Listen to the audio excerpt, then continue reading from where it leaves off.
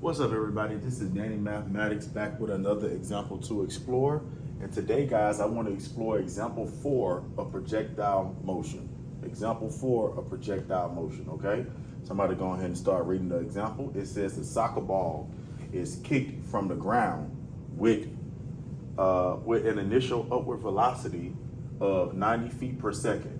The equation h, right, which is the height, equals negative 16 t squared plus 90t gives us the height, which is h, of the ball after t seconds. Okay, so h is representing the height, the t is representing the time in seconds. Okay, so there's two different questions that we're going to ask, that we're going to answer, rather, right?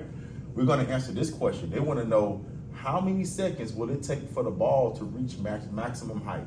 And as you can see in the illustration, I drew a little guy that's about to kick the soccer ball, and you can see right here is going to be maximum height, okay? So we want to know how many seconds will it take for the ball to reach maximum height. And on B, once we find out how many seconds it'll take, we're going to plug that into the equation, and we're going to actually find out the maximum height of the ball at this particular point. So let me go ahead and put a X right here representing the maximum height. So this is the maximum, this is the max height, okay? Okay, now, first we need to do, guys, what we need to do is we need to find how many seconds it will take for the ball to reach the max height, right? And the equation to do that, guys, to find out t, which is time at max height, right? So I'm gonna put t max, right? I'm gonna put t, I'm gonna put max height. All right, which represents the time at max height, right? Here's the formula. The formula is negative b. So let me make this be right here. So negative b divided by 2 times a. Okay, negative b divided by 2 times a, or negative b over 2a. Okay, so this is the formula, guys, that we're going to use in order for us to find the time, right, that it takes for the ball to reach max height. Okay, now, once again, guys, I know y'all are wondering, what is negative b and what is a? All right, a and b are the coefficients, right, that are in front of the t squared and the t that's within the equation, right? So a is the first coefficient, which is attached to t squared, right? So a is negative 16. So negative 16, guys, is the a. So let me put that. So a is negative 16. Okay? B, positive b, is the second coefficient, which is in front of t to the first power. Okay? So b is 90, right? But in this situation, guys, it says negative b. So if positive b is 90, then negative b will be negative 90. Okay? So I'm going to cross out the one that we don't need and keep the one that we do need, okay? So those right there, guys, are the two values that we're going to plug into the equation or into the formula and then actually find out the time at max height, right? How long does it take for the soccer ball to reach max height, okay? So let's go ahead and do that. So we're just gonna follow that formula. Once again, guys, negative b is negative 90. So I got negative 90 on top, divided by 2 times, and then the a value, guys, is negative 16. Negative 16 is the a value, okay? So we can simplify that, guys. And now we're gonna have negative 90 over 2 times negative 16 is negative 32. Okay? So what we're gonna do is, guys, we're gonna actually divide negative 90 by negative 32. And that is a positive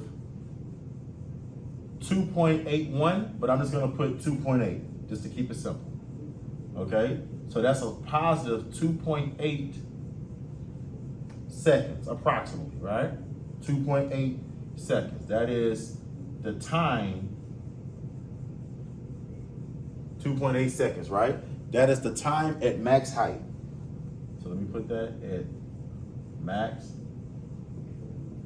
height.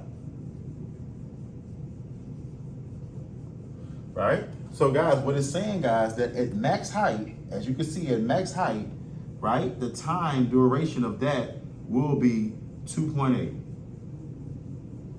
The time duration of that is 2.8. Okay? All right. Now, since we find out the time or how long it would take for the ball to reach max height, what we can do is, guys, we can plug the value of t inside of the equation to find out h, which is the max height at that particular time, okay?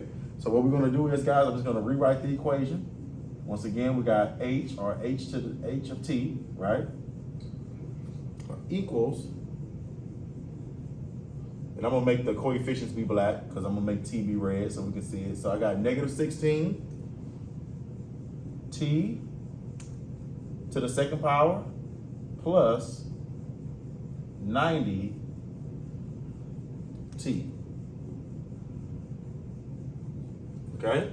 Once again, we have that equation, and all that we need to do, guys, is we need to plug t equals 2.8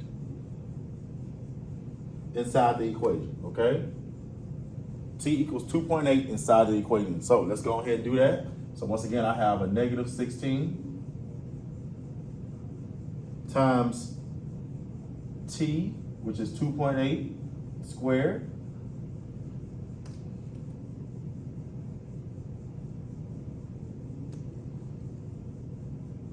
okay, plus 90 times t, which is 90 times 2.8, right? All right, so once again, guys, if y'all have a calculator, either y'all can solve it part by part, or y'all can solve it all at once. I'm about to put this in a calculator and solve it all at once. And then the answer, guys, that I got is 126.56, okay? So the height, or the max height,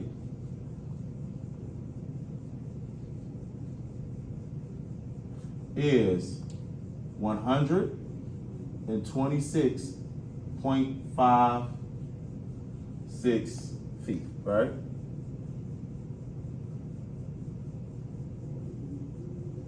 That is the max height, guys. That is the max height, right? And if you were to round it, guys, you can say that this is approximately 127 feet, right? Because this 5 in the 10th place will round it up, and we could say this is approximately 127 feet.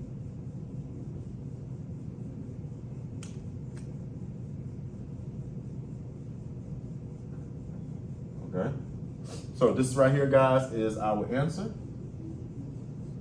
Okay, once again, 126.56 feet, or you can round it up and you can say approximately 127 feet, right? So at max height, right, which is right here, I'm trying to draw it as straight as possible, is at approximately, I'm just gonna put the approximately 127 feet, okay?